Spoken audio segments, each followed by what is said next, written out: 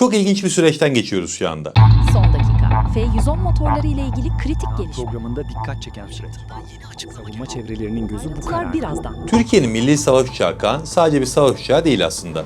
Kaan demek Türkiye'nin küresel çapta bir hava gücüne ulaşması demek. Yani öyle başkasından alınan F-16'ları kullanmaya falan benzemez bu iş. Bambaşka bir boyut. Kaan demek dost ve kardeş ülkelerin tamamının yere sağlam basması demek. Yani mesela Pakistan'ın Kaan savaş uçaklarıyla Hindistan'la bir savaşa girdiğini düşünün. Bu senaryoda Kaan, Pakistan'ın kesintisiz bir mühimmat, yedek parça ve bakım imkanına ulaşması demek. Kaan demek Türk savunma sanayisinin dünyanın en iyilerine kafa tutabilmesi, askeri teknolojilerin %100 yerlilik oranına ulaşabilmesi demek. Yani Kaan, bağımsız Türkiye idealinin belki de aşması gereken son basamak ve aşıyor da. Ama bu kadar önemli bir projede bir şey eksik. Motor. Ve bu eksik projenin kalbi diyebileceğimiz bir eksik. Türkiye bu sorunu 2 aşamalı şekilde çözmeyi hedefledi ve birinci aşamadan sonunda güzel bir haber geldi. O yüzden bugün Aura Sebilon sponsorluğunda bu yeni haberi, yani F-110 motorlarının tedariğini konuşuyoruz. Kaan bu motorlarla 5. nesil bir savaş uçağı oluyor mu olmuyor mu gibi soruları da hızlıca cevaplıyoruz bugün.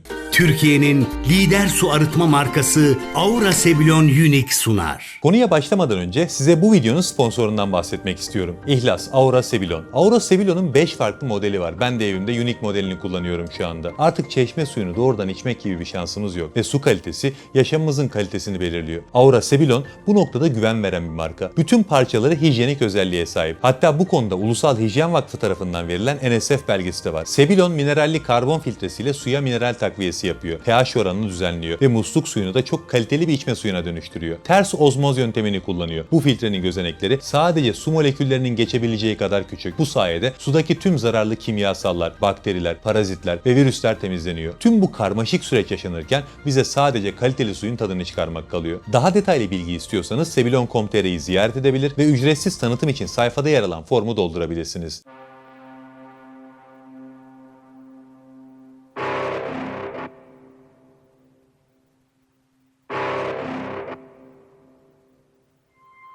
Milli savaş uçağımız Kaan'ın motor sorununu ilk etapta çözecek bir gelişme yaşandı. Türkiye'nin savunma sanayisindeki en iddialı projesi elbette Milli Savaş Uçağı Kaan. Bu proje Türkiye'nin askeri havacılıkta teknolojik bağımsızlık hedefinin zirvesini oluşturuyor. Kolay bir iş değil ama bu platformun geliştirildiği süreçteki en hassas aşama uçağa güç verecek olan turbofan motorlarının tedarik edilmesi ve daha da önemlisi yerlileştirilmesi aşaması. Türkiye yerli motor çalışması yapıyor ama o motor tam anlamıyla operasyonel hale gelene kadar farklı bir planlama yapılmış. Kaan'ın test versiyonları ve ilk prototipleri için ABD'den F-110 motorları tedarik edilecekti. Ama tabii ki bu plan ambargoya maruz kaldı. Şimdi ise işler değişti. Önümüzdeki günlerde Türkiye'de NATO zirvesi var ve Trump bu zirveye gelmeden önce bu motorların satışı için bir kongre bildiriminde bulundu. Kongreden bu satış geçecek. Her ne kadar muhalefet olsa da 3'te 2 çoğunluğu yakalamaları gerektiği için işleri çok zor. O yüzden biz bu motor Türkiye'ye geliyor farz edelim ve akıllardaki en önemli soruları cevaplayalım. Mesela Kaan F-110 motorlarıyla 5. nesil bir savaş uçağı olamaz deniyor. Doğru mu? Öncelikle F-110 motor ailesi 1980'lerden bu yana sürekli modernize edilen bir aile. F-16, F-15 gibi 4. nesil savaş uçaklarına güç vermiş bir motor bu. Ve gerçekten savaş uçağı motoru dendiğinde dünyada akla ilk gelecek motorlardan biridir. Hatta belki de birincisi bu. Ama en nihayetinde bu 4. nesil bir motor. Yani 5. neslin ihtiyaçlarını karşılamaz. Bunun da belli başlı sebepleri var. Öncelikle 5. nesil bir savaş uçağını 4. nesillerden ayıran en önemli özellik nedir? Radarda çok düşük görünürlük yeteneği, yani hayalet uçak olması. Radarlar etrafa sinyal gönderirler ve sinyalin geri yansımasına bakarlar. Bu yansımaya göre orada bir şey olup olmadığını ya da ne olduğunu belirlerler. F-110 motoru 4. nesil uçaklar için tasarlandı. Motorun arkasındaki egzoz çıkışı, yani nozul dediğimiz kısım yuvarlak ve dışarıda kalıyor. Bu yuvarlak ve tırtıklı yapı radar sinyallerini her yöne yansıtıyor. Bu da uçağı radarda parlak bir fener gibi gösteriyor. Diğer bir önemli faktör de ısı izi. F-110 motoru arkaya çok yüksek derecede ısı bırakır. 5. nesil uçaklarda motor egzozu uçağın gövdesiyle bütünleşik oluyor. Yassı tasarlanıyor ve özel kaplamalarla soğutularak dışarı veriliyor. F-110 bu özel soğutma ve gizleme geometrisine sahip olmadığı için düşmanın ısı güdümlü füzeleri ve kızılötesi arama takip sistemleri tarafından çok uzaktan fark edilebiliyor. Bu bahsettiğim faktörler önden bakıldığında Kaan'ın görünmezliğini inanılmaz boyutlarda etkilemez belki. Ama arkadan bakıldığında ya da arkadan bir sinyal geldiğinde Kaan tam anlamıyla bir 4. nesil savaş savaş uçağına döner. Tabii 5. nesil dediğimiz zaman genellikle uçakların radar görünmezliğine odaklanıyoruz ama 5. nesil savaş uçaklarından beklenen tek şey de bu değil. Mesela süper seyir yeteneği. Süper seyir dediğimiz şey şu: bir savaş uçağının art yakıcıyı açmadan ses hızının üzerine çıkabilmesi ve bu hızda uzun süre uçabilmesi. Burayı biraz daha açalım. Art yakıcı kullanmak nedir? Uçağın motorun arkasına fazladan yakıt püskürtüp itki gücünü kısa süreliğine patlatması. Bakın burada bazı dezavantajlar var. Biz genelde art yakıcı yani afterburner dediğimiz sistemin dezavantajlarından bahsettiğimizde yakıt tüketimine odaklanıyoruz. Çok ciddi yakıt tüketimine sebep olduğu için bu uzun süre kullanılamaz. Ama bunun bir de ısı izi dezavantajı var. Art yakıcı kullanıldığında uçağın arkasından devasa bir ateş çıkar. Bu da tabii ki devasa bir ısı anlamına geliyor. Uçağın gizliliği bu süreçte tamamen yok olur. Kaan çift motorlu ve ağır bir uçak.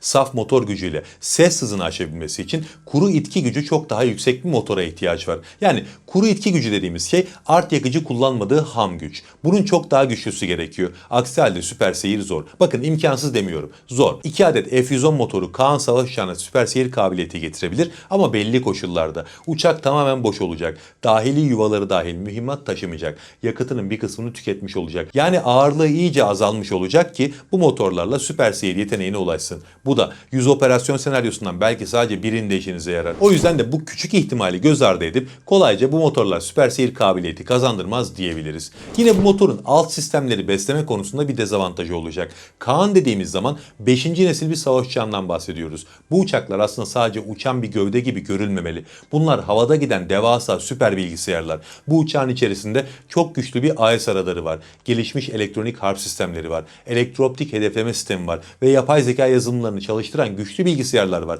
Bu sistemlerin tamamı inanılmaz derecede yüksek elektrik enerjisi tüketiyor ve çalışırken de muazzam bir ısı üretiyor. F-110 motorunun jeneratör ve alt sistem mimarisi 1980'lerin teknolojisine ve ihtiyaçlarına göre tasarlanmış. En güncel versiyonu bile olsa. Sonuçta 5. nesil hedeflenerek üretilmedi bu motorlar. O yüzden Kaan'ın kullanacağı bu 5. nesil aviyoniklerin ihtiyaç duyduğu elektriği üretmekte F-110 yetersiz kalır. Aynı şekilde bu sistemlerin soğutulması konusunda da yetersiz kalır. Yani 5. nesil bir motor uçağı sadece uçurmaz. Uçağın içerisindeki o devasa laboratuvarı da besler. İşte tüm bunları göz önünde bulundurduğumuzda çok net bir şekilde şunu söyleyebiliyoruz. F-110 ile Kaan 5. nesil bir savaş uçağı olmayacak. Ama zaten böyle bir beklenti de yok. Kaan'ın sadece test prototipleri ve ilk konfigürasyonu için bu motor düşünüldü. Türkiye'nin nihai hedefi TF-35.000 motoru. Alınacak olan F-110 motorlarıyla Kaan'ın ilk teslimatlarının gerçekleştirileceği Block 10 varyantı üretilecek ve bu süreç 2032'ye kadar tamamlanacak. Bu tedarik edilen motorlar Türkiye'yi bu süreçte idare edebilecek bir kapasite sunuyor.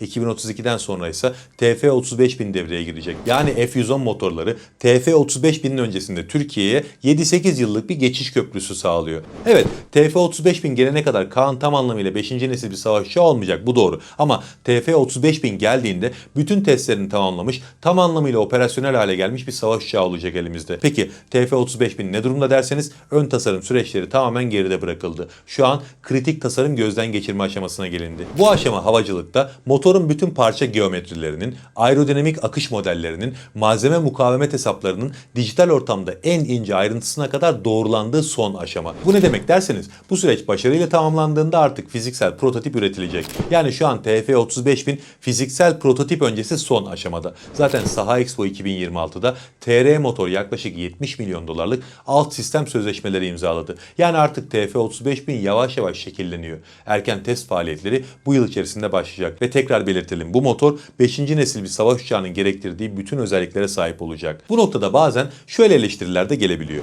700 milyon doları ABD'den gelecek F-110 motorlarına harcayacağınıza TF-35.000 projesine harcasaydınız da 2032 olan bu takvimi 2027-2028'e çekseydiniz. Böyle bakanlar da olabiliyor olaya. Ama bu projenin finansman sorunu yok. Bu tarz projeler zaman istiyor. Savaş uçağı motor dediğiniz zaman mühendisliğin en karmaşık alanlarından birinde çalışıyorsunuz demektir. Mesela birkaç karşılaştırma yapalım. Ne demek istediğimi daha iyi anlarsınız. Zaten bununla da videoyu bitirelim. F-22 Raptor savaş uçaklarını bilmeyeniniz yoktur. Bu uçağa o gücü veren ABD'nin F-119 motoru. Bu motor 1970'lerin sonunda geliştirilmeye başlandı. İlk yer testini 1990'da yapabildi ve operasyonel olgunluğa 2005 yılında ulaştı. Yani tam olarak 25 yıldan fazla bir zamandan bahsediyoruz. Yine aynı şekilde F-35'lerin kullandığı F-135 motoru. 90'lı 90'ların ortasında başlayan bir projeydi. 2000'lerin başında ilk yer testini yaptı ve 2015'te operasyonel olgunluğa ulaştı. Bu da 20 yıl demek. Bakın ilk test için bile iki motorda 10 yıldan fazla bir süre gerekti. Rusya'nın 5. nesil savaş uçakları için geliştirdiği İzdeliye 30 motoru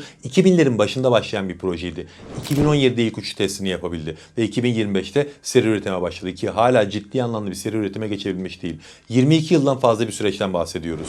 Çin'in VS-15 motoru 90'larda geliştirilmeye başlandı. Uçuş testini 2022'de yapabildi. Hala tam anlamıyla operasyonel olgunluğa ulaşamadı. Yani 30 yıldan fazla bir süreçten bahsediyoruz. Peki bugün konumuz olan TF-35.000 için nasıl bir süreçten bahsediliyor? Geliştirmesine 2018 yılında başlandı. Bu yıl testleri yapılacak ve 2032'de tam entegrasyon hedefi var. Bu da 14 yıl demek. Hadi operasyonel olgunluk için 3-4 yıl daha ekleyin, 17-18 yıl gibi bir süreçten bahsediyoruz. Yani zaten bu motor rakiplerine göre çok daha hızlı şekilde geliştiriliyor. Ve rakipleri dediğiniz adamlar ABD gibi, Rusya gibi dünyaya bu motor teknolojisini öğreten adamlar. Türkiye neredeyse sıfırdan başladığı bir projede bu kadar kısa bir sürede, yani 2032'de bu motoru ortaya koyarsa zaten devasa bir başarı elde etmiş olur. Tabii bunu nasıl yapabiliyor derseniz teknolojik sıçrama taşları sayesinde. Böyle bir strateji belirledi Türkiye. Sıfırdan bir anda 35.000 librelik bir motor üreteceğim demedi. Önce helikopter için TS-1400 motorunu geliştirdi ve küçük ölçekli de olsa gaz türbini tecrübesi kazandı. Ardından Türkiye'nin ilk askeri turbofanı olan TF-6000'i geliştirdi ve onun art yakıcılı versiyonu TF-10000'i tasarladı. Art yakıcı tasarımı, yanma odası akustiği gibi kritik teknolojileri TF-35'ten daha küçük ölçekli olan bu motorlarda doğruladı. Şimdi geldi sıra TF-35.000'e. Yani Türkiye aslında bu süreç içerisinde birden fazla motor geliştiriyor ve motor için gerekli olan diğer teknolojileri de farklı projelerle hayata geçiriyor. Mesela TEİ 2015 yılında başlatılan Kristal projesiyle tek kristal döküm teknolojisini yerli imkanlarla kazandı. 2021 yılında TÜBİTAK Malzeme Enstitüsü'nde TS-1400 motoru için ilk tek kristal kanatçık seti üretildi. Yine aynı şekilde TÜBİTAK Malzeme Enstitüsü TF-10000 ve TF-35.000 projeleri için de tek kristal türbin kanatçığı dökümü yapacak. Bunun sözleşmesi de yapıldı. Bu en önemlisi olduğu için bundan bahsettim. Çünkü dünyada çok az ülke bu teknolojiye sahip. Bunun yanında bir sürü alt sistem ve teknoloji de bu proje için üretildi ve geliştirildi. Yani Türkiye belki de bu motora dünyada eşi görülmemiş bir hızla ulaşacak. Çünkü bu projeye 4 koldan saldırıyor. Yani mesele sadece gece gündüz çalışmak değil, planlı programlı çalışmak. Allah'a emanet olun. Türkiye'nin lider su arıtma markası Aura Sebilon Unique sundu.